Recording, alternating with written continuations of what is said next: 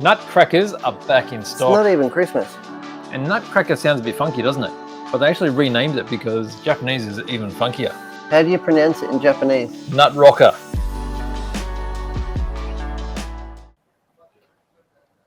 So nut rocker in English is a bit funky, right? So Nutcracker is probably a better alternative. So there you go. And you said that in such an Australian accent then, I was really just... Well, how else can I say it? So, this is from Maschinen Krieger. I love It Maschinen has Krieger. a monophobic antenna. Has it? It has a large searchlight. Right. It has a polyphonic antenna. What about the precaution radar? It has a rear precaution radar. Optical Seeker unit. So this is from Maschinen Krieger. This is out of the crazy mind of Kow Yokoyama, Japanese artist. And this is made by Hasegawa. So quite a few different manufacturers make his stuff. Hasegawa stuff is generally... The nut rocker. There you go. The Hasegawa stuff is generally more affordable. So Wave also makes stuff, and then you also get resin stuff as well. But this is back because we release them from time to time. And they're great kits to start on if you're interested in Maschinen Krieger, but don't really want to spend the megabucks yet. This also comes with 2 suits inside. So it's 35th scale. What does that regard to? What suits? They're, well these are the baddies, right? This is, let's get this back on the top camera. Let's zoom image. There you go. There you go, Nutcracker. All right, so this is Strahl. So Strahl is the baddies. Is it? So the storyline is really loose. But basically, it's the world gets destroyed. It's like Armageddon. Everyone that can escape leaves. They start a new colony elsewhere. And then after many, many centuries, they decide to send some people down to Earth to check it out.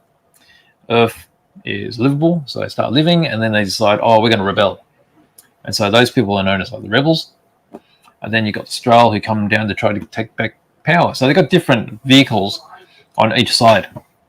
And then you also got the mercenaries. So is this a movie that you can watch? There's no movie, but apparently there's movie rights.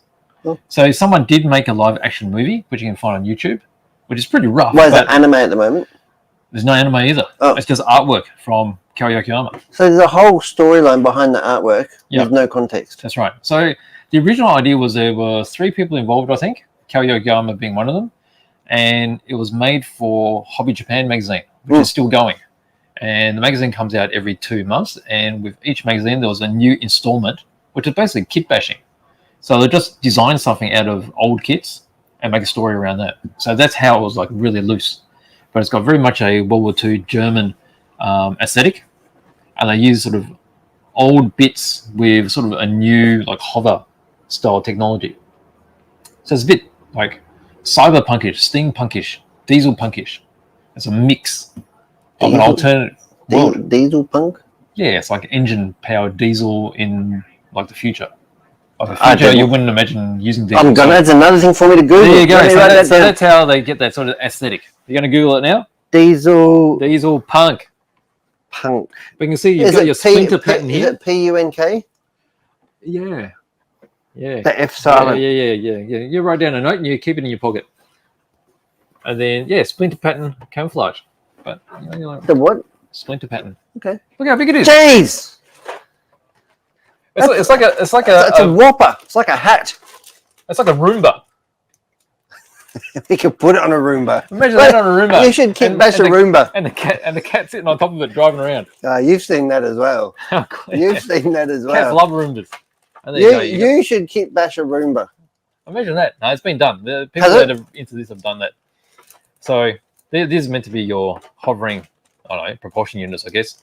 But you can see kit bash bits. These are cylinders of a 6-scale motorbike.